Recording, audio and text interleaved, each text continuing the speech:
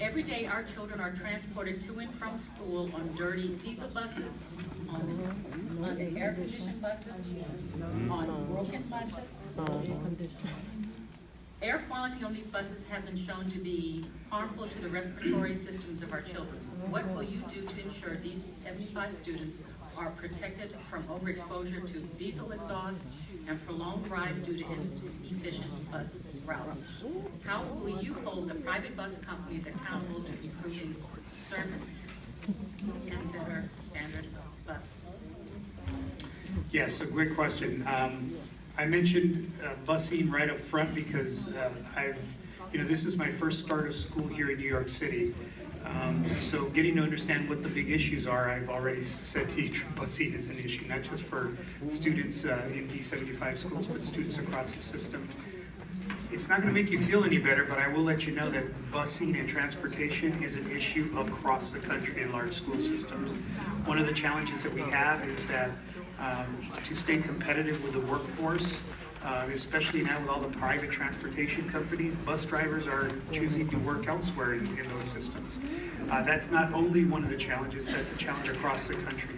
That being said, I recently came from a school system that had its own transportation department. We owned our buses, we employed our drivers, it was a completely in-house operation. But in order to do that, you have to have the bus yards, you have to have the fleet, and you have to be able to deploy. And by the way, that organization, although the 7th largest school district in the country, is 1/5 the size of New York City's public schools. So we are in a situation where we do contract with private contractors. They have their own bus fleets. The employees, to some extent, are their employees that we contract with as well. So if you can imagine the Thanksgiving table, and by committee deciding how you're going to cook the turkey.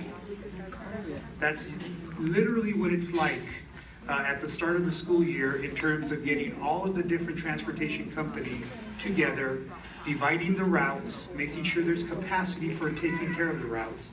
We haven't even started talking about what does the bus fleet look like, what is the condition, how do we refurbish, how do we replenish.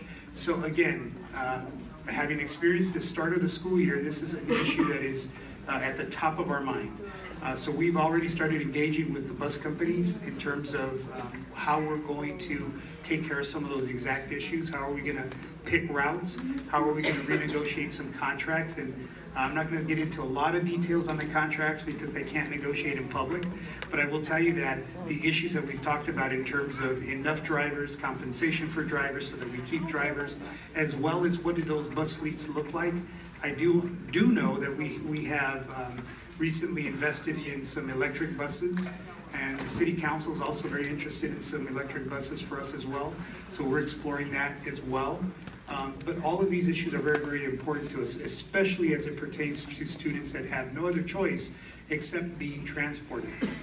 The other thing that I think is important to mention when you talk about a transportation scheme or plan is that, apropos to the previous question that I answered, if you are now creating some of the programs that there's a need for, and you're taking a geographic approach to making sure that those programs exist in the different parts of our city, you can also lower the profile of transportation that you have by busing kids long distances as well, because they're closer to their home.